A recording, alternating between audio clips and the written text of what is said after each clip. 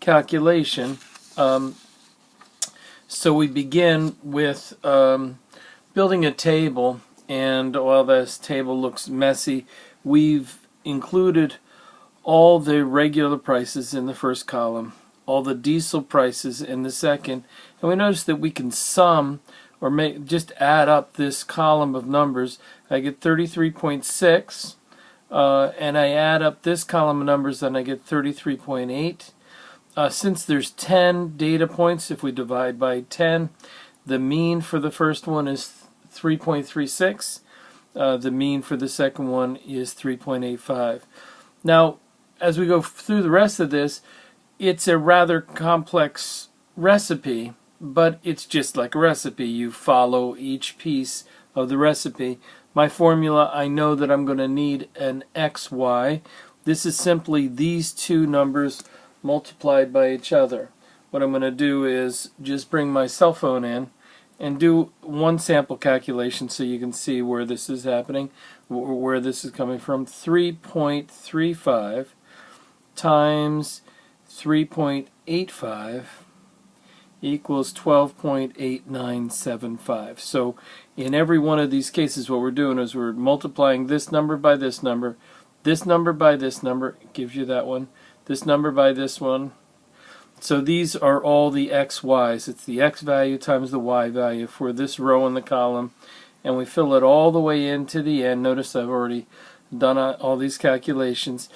And then this is the sum of the XY's, 129.4149. We'll remember that when we add up all the XY's, we get this number. We also have a number over here called X squared. It's actually the regular price squared. Again, on my calculator, I can take 3.35 times 3.35, and I get 11.2225 for my calculation for the X squared. So all these are these numbers squared. So it's X squared. This column was X times Y. This is X times itself. And then we do the same thing for the Y value. 3.85, for example. 3.85 times 3.85 is 14.8225. So again, we sum all this up. So this is the sum of the Y squared. This is adding up all the Y squares. This is the sum of the X squares. This is the sum of the XY's. Now we have these two ugly formulas here in front of us.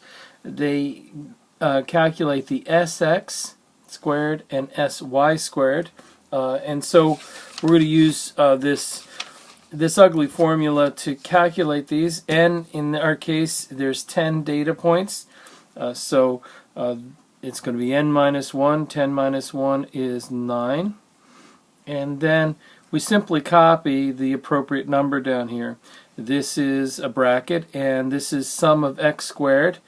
So this is the sum of the x squares.